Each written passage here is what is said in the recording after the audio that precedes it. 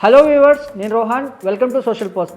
చైనాలో ఎంబీబీఎస్ చేయడానికి బెస్ట్ యూనివర్సిటీలు ఏమున్నాయి, ఆ యూనివర్సిటీని ఎలా సెలెక్ట్ చేసుకోవాలి, ప్రైవేట్ యూనివర్సిటీలో చదువుకుంటే బెస్టా లేక గవర్నమెంట్ యూనివర్సిటీలో చదువుకుంటే బెస్టా, WHO అప్రూవ్ చేసిన యూనివర్సిటీలో చదువుకుంటే బెస్టా, NMC అప్రూవ్ చేసిన యూనివర్సిటీలో చదువుకుంటే బెస్టా, అండ్ మెయిన్గా యూనివర్సిటీని సెలెక్ట్ చేసుకునే ముందు స్టూడెంట్స్ చేసే పొరపాట్లు ఏంటి, ఇవన్నీ డీటెయిల్గా మనం తెలుసుకునే ప్రయత్నం చేద్దాం. ఈరోజు మనతో పాటు ED+ నుంచి వెంకటరెడ్డి గారు ఉన్నారు, ఆయనతో మాట్లాడదాం. నమస్తే వెంకరెడ్డి గారు. నమస్తే.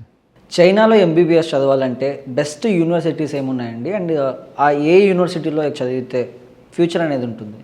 జనరల్గా మనం ఏ కంట్రీకైనా వెళ్ళేటప్పుడు, అంటే ఎస్పెషల్లీ చైనాకి వెళ్ళేటప్పుడు మనం చూసుకోవాల్సింది ఏంటంటే NMC రూల్స్ అండ్ రెగ్యులేషన్స్ని మనం ఒక్కసారి క్షుణ్ణంగా మనం తెలుసుకోవాలండి.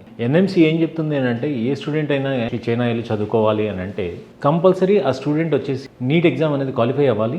క్వాలిఫై అయిన తర్వాత తను అక్కడ ఉన్న మినిస్ట్రీ ఆఫ్ ఎడ్యుకేషన్ పొందుపరిచిన, చైనా మినిస్ట్రీ ఆఫ్ ఎడ్యుకేషన్ పొందుపరిచిన ఇంగ్లీష్ టీచింగ్ యూనివర్సిటీస్ ఏదైతే ఉన్నాయో ఆ యూనివర్సిటీస్కి వెళ్ళి అక్కడ కోర్స్ అనేది వచ్చేసి నాట్ లెస్ దెన్ 54 months, అంటే 54 నెలల కన్నా తక్కువ ఉండకూడదు. అంటే మన ఇండియన్ కరికులం ప్రకారం 4.5 years ప్లస్ 1 year అనేది మ్యాండటరీగా లైసెన్సింగ్ ఇంటర్న్షిప్ అనేది ఉండాలి. ఇది అయిన తర్వాత ఆ స్టూడెంట్ వచ్చేసి ఇండియాలోకి వచ్చి ఇండియాలో FMG ఎగ్జామ్ రాయడానికి అర్హత పొందుతాడు.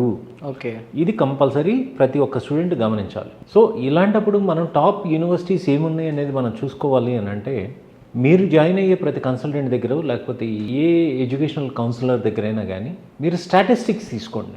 స్టాటిస్టిక్స్ ఇన్ ద సెన్స్, ఆ కాలేజ్లో ఎంతమంది ఇండియన్ స్టూడెంట్స్ జాయిన్ అయ్యారు, ఎంతమంది FMG ఎగ్జామ్ పాస్ అయ్యారు, వారు ఇప్పుడు ఎక్కడ ఉన్నారు, ఏం చేస్తున్నారు అనేది క్లియర్గా ఇన్ఫర్మేషన్ తీసుకున్న తర్వాత మీకు నెంబర్ ఆఫ్ స్టూడెంట్స్ ఆ కాలేజ్లో చదివిన వాళ్ళు FMG క్లియర్ చేసి ఫస్ట్ అటెంప్ట్లో క్లియర్ చేసి పోస్ట్ గ్రాడ్యుయేషన్ చేస్తున్న స్టూడెంట్లు ఎంతమంది ఉన్నారు అని అంటే ఆటోమేటిక్గా క్వాలిటీ ఆఫ్ ఎడ్యుకేషన్ అనేది ప్రతి పేరెంట్కి తెలుస్తుంది. ఓకే, సో దాన్ని బట్టి మనం బేరీజ్ వేసుకోవాల్సిందే తప్ప ఈరోజు మనం మెడిసిన్ అనేది ఇంజనీరింగ్ కాలేజ్ లాగా మనం కంపేర్ చేసుకునే పరిస్థితి ఉండదు.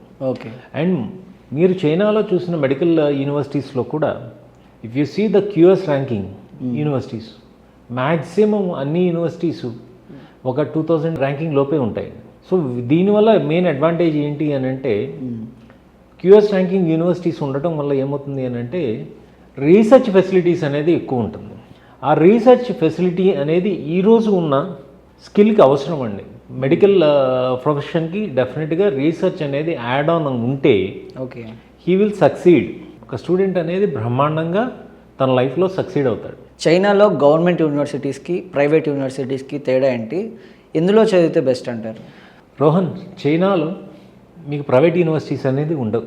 ఓ, చైనాలో ఏ యూనివర్సిటీ అయినా government university, operated by government agencies only. So fully funded by the Chinese government ఉన్నాయి. సో అందుకని చెప్పేసి మనం ఇది ప్రైవేట్ యూనివర్సిటీయా, దీన్ని ఎవరు నడుపుతున్నారు ఏంటి అన్న కూలంకష చర్చ కూడా అవసరం ఉండదు.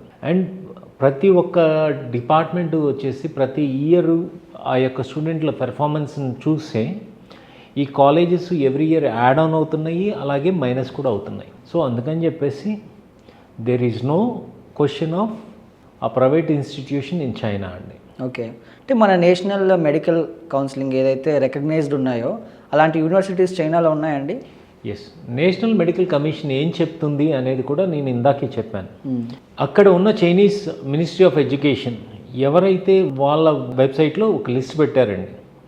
ఆ లిస్ట్లో ఉన్న ఇంగ్లీష్ మీడియం యూనివర్సిటీస్ ఏదైతే ఉన్నాయో ఆ యూనివర్సిటీకి ప్రతి ఇండియన్ స్టూడెంట్ వెళ్ళి అక్కడ చేసుకోవచ్చు. కాకపోతే అక్కడ ఉన్న కోర్స్ అనేది 54 monthsకి తగ్గకూడదు, ప్లస్ అక్కడ 1 year ఇంటర్న్షిప్ అనేది మ్యాండటరీగా ఉండాలి, ప్లస్ మీ డిగ్రీ అనేది at par with the local స్టూడెంట్స్కి ఎలా అయితే అది వ్యాలిడిటీ ఉంటుందో ఆ విధంగా ఉన్నంత మాత్రానే స్టూడెంట్స్ వచ్చేసి చక్కగా ఇండియాలో ప్రాక్టీస్ చేసుకోవడానికి ఎలిజిబిలిటీ ఉంటుంది.